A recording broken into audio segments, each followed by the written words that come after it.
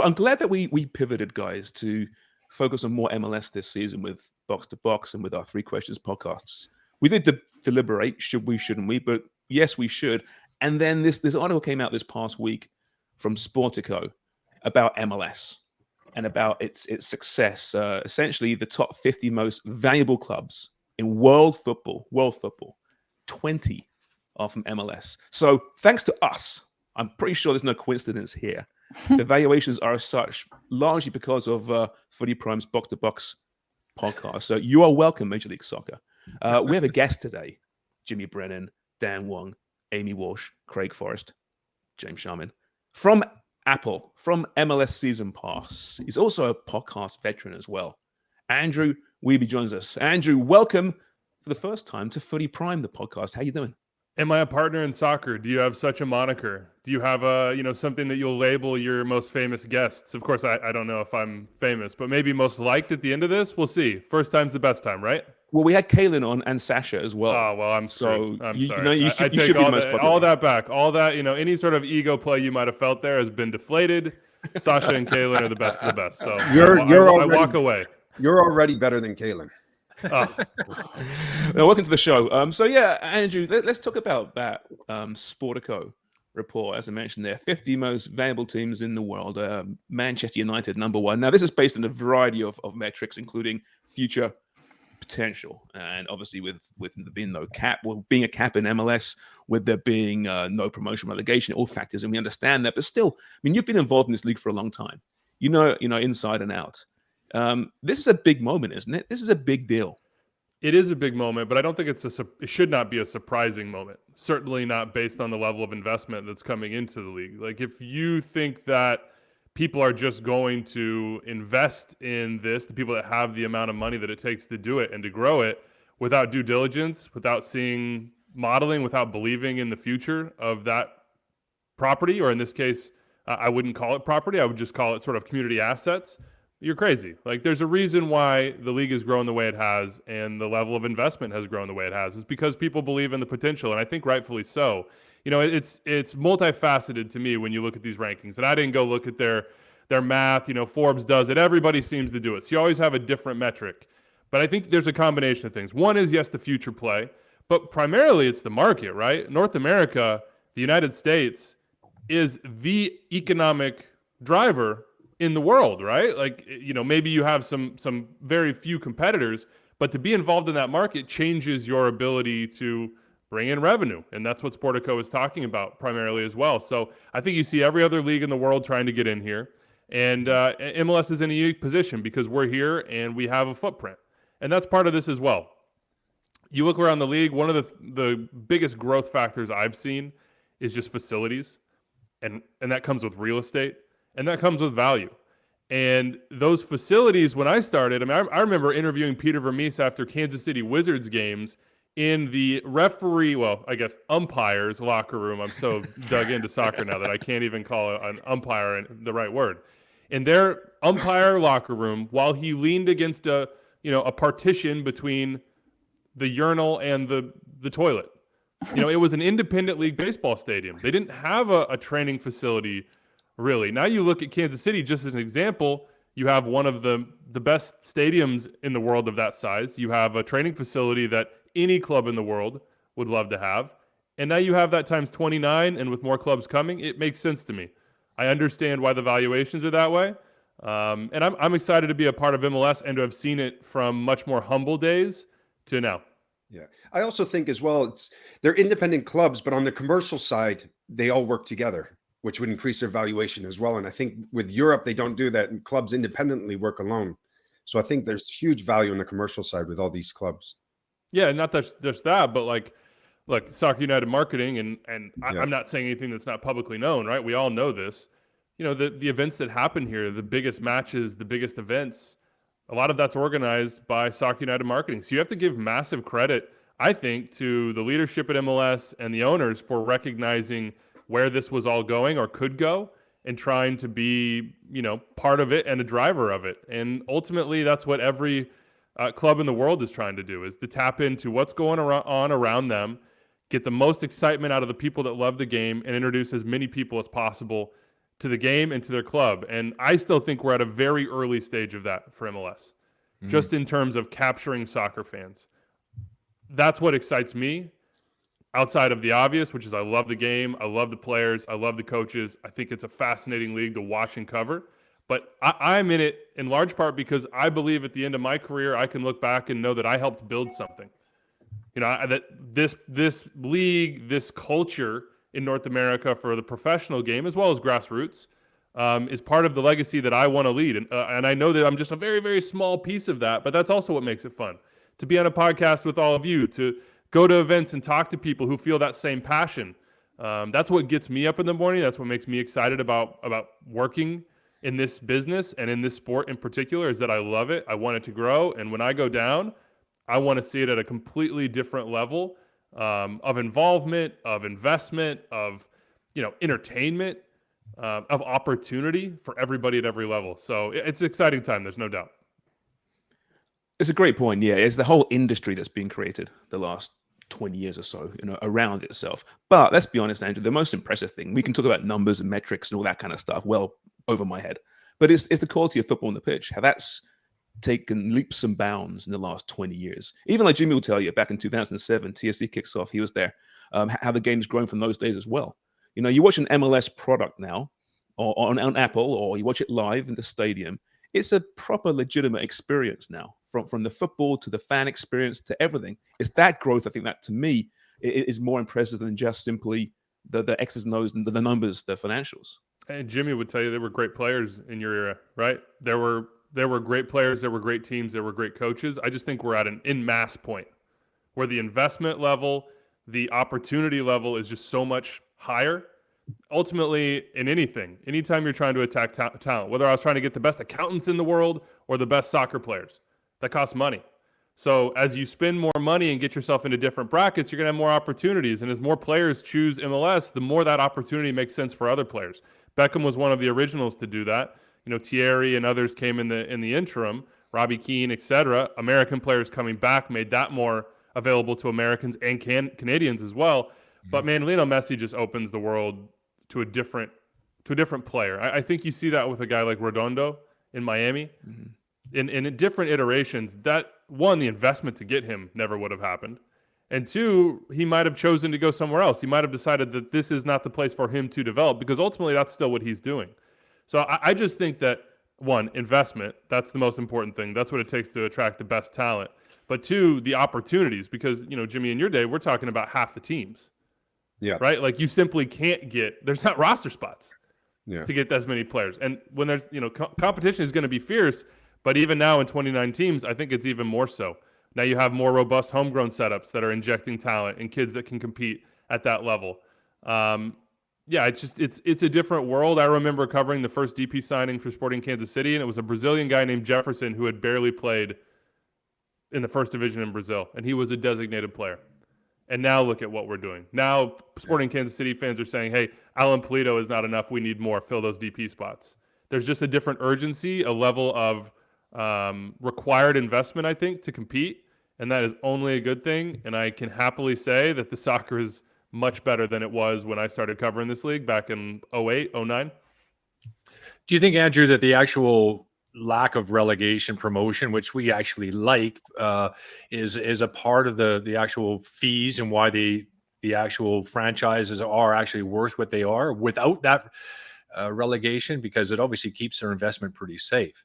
I mean, I can't, I'm not an economist. I'm not in the boardroom, but I think that's pretty clear that when you invest that level, and not just in purchasing, but in building stadiums and buying players and trying to compete at what you hope is the highest level, that you have an expectation that the investment and the thing that you agreed to is going to stay the same. So I do think there's a level of stability that ownership has in MLS to just say, let's go for it. We might have a bad season, but you know what? Let's go for it the next season. And fortunes can change quickly in this league. Right. So I have no issue with it. I understand that our culture is different than other cultures. We're not building from the same place. We don't have the same expectations. We don't have 150 years or 100 years or whatever it is of sort of history with the game and a professional organization or just amateur organization. So North America is doing what's right for North America. I don't think we should be ashamed of that. I don't think we should ever apologize for that. Like, it's our responsibility to grow the game in our home, not as a carbon copy of somewhere else, as successful and amazing as the UEFA Champions League or Premier League or Bundesliga or Serie A or Ligue 1 or whatever it is are. Like, let's borrow and steal. Let's find the right solution for us. I don't feel personally any pressure to copy anyone else. North America, the United States, and Canada, we are best in class at so many things. Not everything, and there are many things we could be better at, but I do think that there's expertise here and there's an understanding of what this market wants. And I think MLS is starting to give people that. And I think every year that goes by will just be another sort of feather in the cap of making that progress. Do you think that where the league is at in terms of growth and all of the elements of the ecosystem that you just talked about in your previous answers, and what Messi has afforded the league in making it attractive to players, but also in terms of what owners are making and what they're getting on their dollar in the return? Do you think that this is a point now in the run up to 26 where Garber has the foresight to think, will we remain as attractive as a league, as a brand post Messi? He's got to have his eye on that, right? I think everyone has to have their eye on that. Yeah. You know, that comes to an end. You know, and I think about that often, enjoying Messi. And it doesn't come in the sense of like, oh God, what will we do? What will the league do? What will the game do? It more comes in the sense of, oh God, I better enjoy every second of this. And oh God, we better take advantage of every second of this. But I think I start with the first one, because I think the first one is what draws people in. And ultimately that's what you have to do with Lionel Messi, is draw people in. He is a singular force in terms of the way he sees and plays and interprets the game.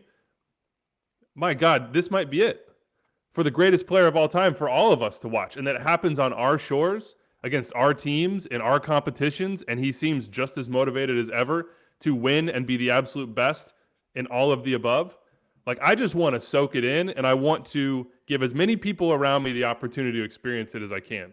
And when I go coach my kids' soccer team on Sunday mornings, most of those parents don't know a thing about professional soccer. They all know about Messi. They all want to ask me about Lionel Messi.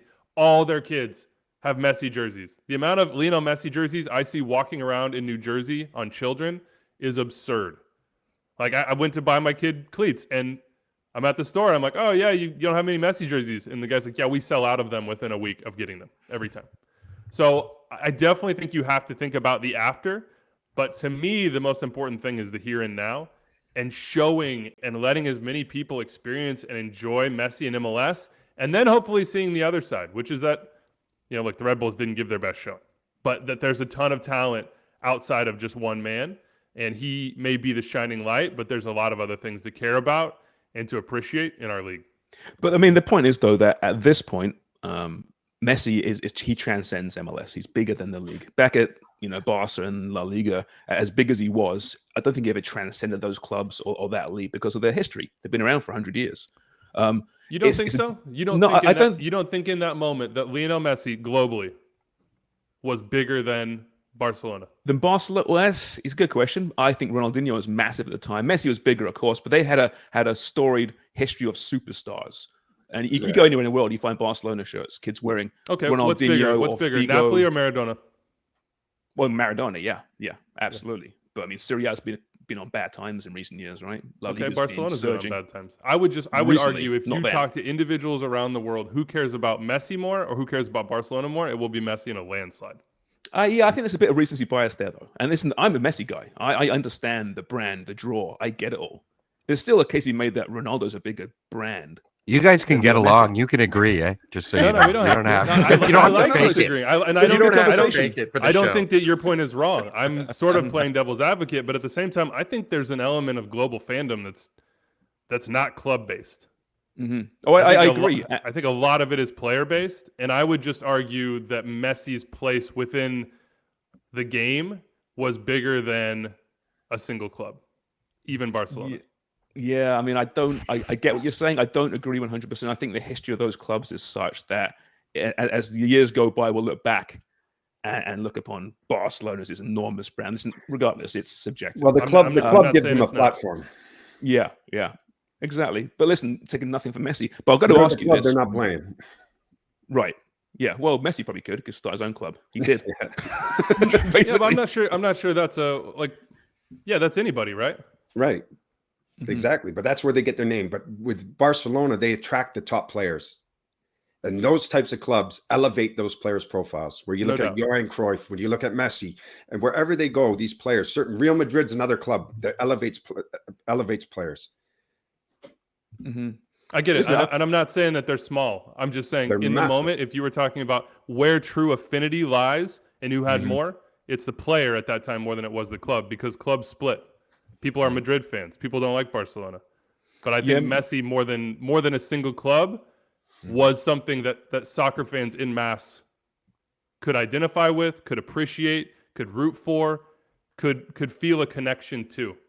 I think just in bigger numbers. That's my only argument. I'm not saying the clubs are small. I'm just saying that there's a difference in the sort of the widespread appreciation of one player versus one club. For sure. would But agree there's with that. there's also a reason why the top players in the world only go to certain clubs, I agree. right? Although, I mean, I'd say I agree with you in the lens of the whole global sporting fandom, right? People probably know Messi more than Barcelona, for example. If you're a baseball fan but not a soccer fan, you know Messi. You might not know who Barcelona is within the football world. That's all I'm saying. But I want to talk about this because we try and cover the league as a whole. I know you guys do as well in Apple, and you don't want to look biased, nor do we. But you cannot not talk about Inter Miami and Leo Messi. And we find ourselves kind of forced, every week. Oh, we've got so many great storylines here, but how can we ignore what's happening right now in South Florida, right? It's something very special. And perhaps we should just celebrate that and not worry about people accusing us of being blinkered. No, look, how can you ignore it? You can't, because we're all going to talk about it, right? I mean, there's a level of greatness that comes with Lionel, and not just in his individual ability. And this goes to what you're saying, Jimmy, is in his collective ability, and what he brings out of teammates and how he elevates a club. Because I still think you would argue that he elevated Barcelona. He elevated great players around him. Sure, they helped him as well, but that's the most impressive thing to me, is he's just a magnifier. You put him anywhere, and that's why I think he's the MVP. All the players around him all of a sudden are in better positions, have a clearer understanding of what they can and can't do or should do on the field. And he just inspires. I mean, Robert Taylor, Iniesta is a great example of that. I even think Matias Rojas coming in, very good player.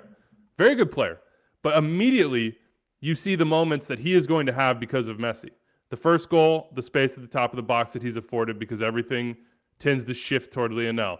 The second goal, the through ball is otherworldly. What other player on the field, what other player in his career is regularly executing, let alone seeing that particular pass?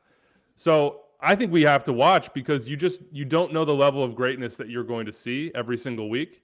And that has been the consistent thread throughout Lionel's career, is that he can do things that other people can't do. And more importantly, he does them consistently. So right now for me, it's Miami as a crew. If you're talking about teams that have a level above and beyond anyone else in the league, it's those two teams. And it's so interesting the different ways that they do them. Miami obviously just stacked from top to bottom with talent. And they've done a good job at the bottom of the roster developing talent as well and using young players. And then the crew, I think, is a little bit different in the sense that they have Cucho, they have Diego Rossi, but you would argue talent-wise, they're not at the same level of Inter Miami, but collectively and from an ideas perspective, they are this sort of like meteor in MLS terms in the way that they play, and not just that, in the way that they've gotten the results with that style of play. So yeah, don't stop watching Miami. Every single game they play is going to be another opportunity to see something you've never seen before. But I agree with you, and that doesn't mean that you close your eyes to the rest of the league. If anything, it just gives you a new lens to see other clubs, other projects, and other players. You mentioned the crew. I'm happy you did, actually, because they are, if not the favorites, second favorites once again to defend their crown. Although they haven't won in the league since March the 16th, I believe. But who cares? It's MLS. It's still early, and they're doing great things in the Champions Cup right now. Is that, do you think, for a team like the crew at this point, that's the priority? Let's get that. Let's do that, and then we'll worry about the MLS as it happens. It's absolutely the priority. I talked to Wilfried Nzi yesterday, and he's not too concerned about that run. 5 straight draws and a loss. I think what he's more concerned about is just being in the right place to make history.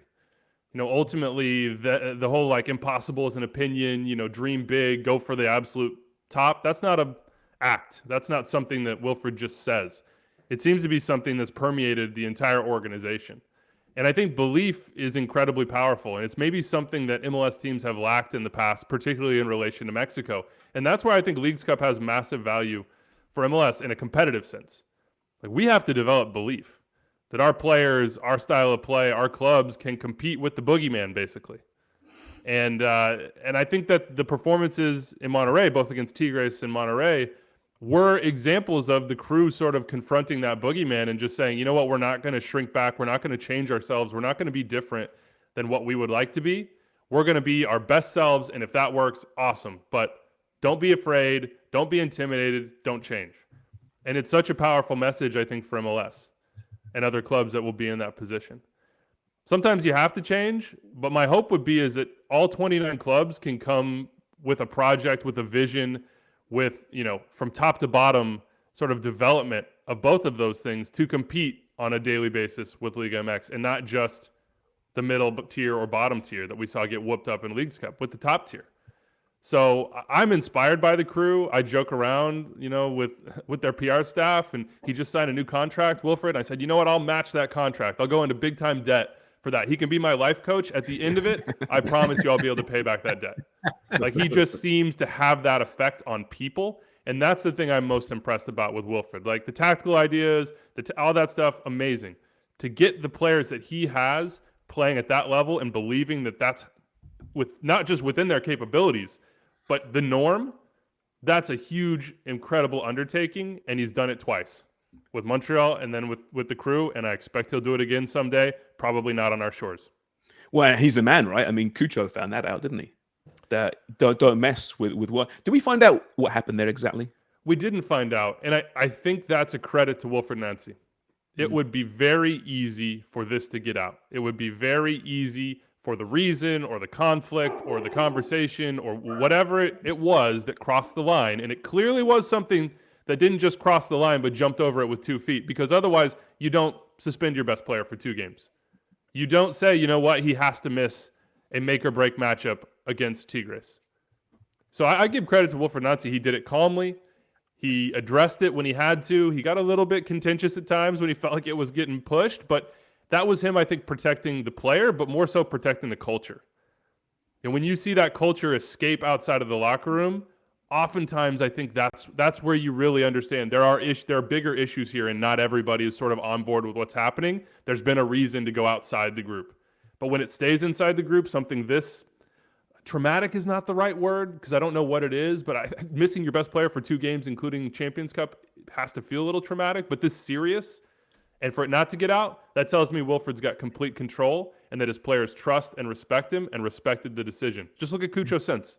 Have you seen other than the red card he got because he was getting beat down in that game, have you seen him react? Have you seen him lash out in any way? I haven't. I've seen his best. And that's a really shining example of leadership, I think, from Wilfried. Yeah, we have a weird connection with Columbus here in Canada. Obviously, with Wilfried doing what he did in Montreal, and Bezpachenko doing what he did with TFC as well. It's uncomfortable. We don't like to like them, but there's something about them, you know, because apparently they are TFC's rivals, apparently. At least Bez gave you some good times too, right? Pretty good. He gave the Six some cups. So yeah, but the celebrations ever since he left, I mean, my word, it's been nonstop. It's been a great experience as a TFC supporter here. Ebbs and flows, Shane. You're right. Actually, regarding TFC, does it get much play south of the border? What's kind of the feeling down there? Yeah, no, I think it hasn't in recent history because of the results. Results get play. That's just the way it goes. And the disappointment, well, I guess the drama did. You know, Vapegate and everything else with Bernadeschi and Insigne. But it's starting to grow. And I think it's growing because, 1, the results, but 2, because of the personalities. And number 1 for me is Herdman.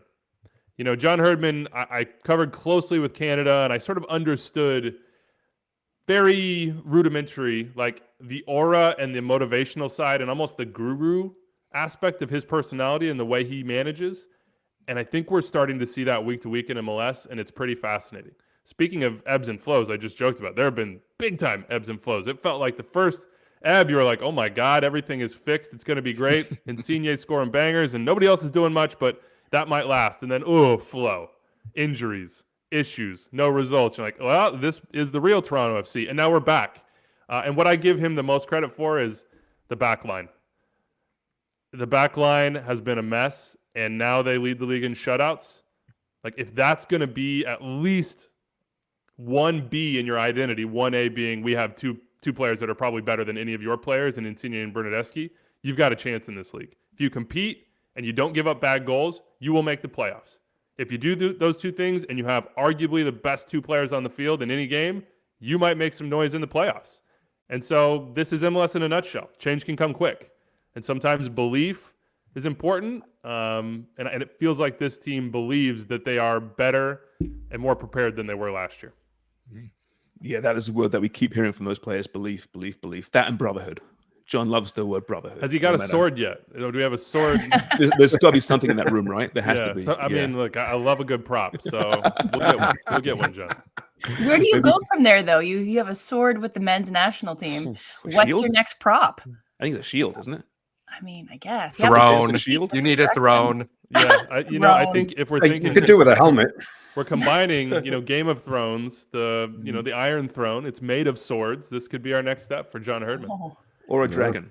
it's tough to bring out on That's the a better road, step. though, isn't it? Yeah, that's a much better step. Doesn't What count. about what about platforms? Make them a little bit taller, maybe. Oh, boy. That's helpful. Andrew, you also cover, I wanted to switch gears a bit. You also cover U.S. men's national team. And we've been going through our own drama up here in Canada with new president of the federation. You guys had some crazy drama with Berhalter and Reyna. Where's that sitting now? Desch is hurt. How is U.S. men's team going into the Copa? How does that what's an update on that? I mean, I think the Serginho Dest injury that's really deflating. And this is sort of the period of time that we're in before a major tournament. We're all, no matter what country, you're covering or rooting for or hoping does well. This is that tiptoe around a little bit moment. Like, you want to see your players in the best possible form, but most of all, you don't want to see him hurt. So I really felt for Serginho in that moment. And he's had some wild moments with the U.S. as well, but is such a crucial player. I think the Reyna stuff is I think it's mostly gone. And I think that's a credit to both Reyna and Berhalter, but also just pragmatism. Like, Reyna needs this. Berhalter needs Reyna. There's just a level of mutual reliance when it comes into these big high leverage moments when you are one of the best players on the team. So I'm much more concerned about the lack of playing time at club level for Gio Reyna than I am about any lingering or existing drama. The one thing I'll say about Greg Berhalter, and this is basically straight through the player's words, is that the culture that he's built, to go back to that word, and I know it's kind of hard to nail down, but I truly do just think it comes with a group of people that believe in the direction that you're taking them. Those players believe in it, and they believe in each other. And I think that is what's going to be the salve for any wounds that were there more than anything else. His teammates, Gio Reyna's teammates, saying, welcome back into the fold. This is what we're doing. Are you on board? He says yes, and off and running you go. Like, I think this group has such big goals and such a high ceiling in North American terms. Like, let's not kid ourselves. We're not Spain or, even England or Germany or whatever. There's not a tradition of winning at these levels just yet. But I think the potential is so high and the stakes are so big for both the U.S. and Canada going into 2026 that you just have to leave the past in the past. And I hope both countries are able to do that. And I am watching with bated breath to see who you all hire. I'm very curious. So are we, trust to us. see Yeah. who gets that job. Yeah. It's a process. They're all going to New York, so we'll find out. That's what the meetings are taking place, apparently. Yeah. No, we have very similar battles between Jimmy and Amy, right? They dislike each other. There's terrible history there, but they need each other. We need them. So, well, but the culture, the culture of Footy Prime, just it solves everything. It's hard being the guru. It's hard. No one transcends us. Let me tell you. I didn't know it could be foisted on me. You don't have a prop, but we can solve that as well. Oh, there are props. Yeah, we are the props, actually. You're right. Yeah. Andrew, thank you. This is fun. Really enjoyed this. We love your work on Season Pass each and every week, so keep it up. Say hi to the gang for us, and we'd love to get you back at some point. Yeah, of course. And Jimmy, if you ever want to argue semantics about Messi versus Barcelona, we can put somebody else to sleep with that argument. But no, I appreciate all you guys' time. I love covering the league, and hopefully we're up in Canada for a big game this year. Yeah, absolutely. Yeah, let us know when you get up here, and we'll definitely make an effort to make it out to the game for once, guys. We'll get onto TFC's PR and demand a Beers box. on you. Beers Yes. on you. They love us. Absolutely. They love us. Yes. All right, Andrew. Thanks so much, mate. Really enjoyed this.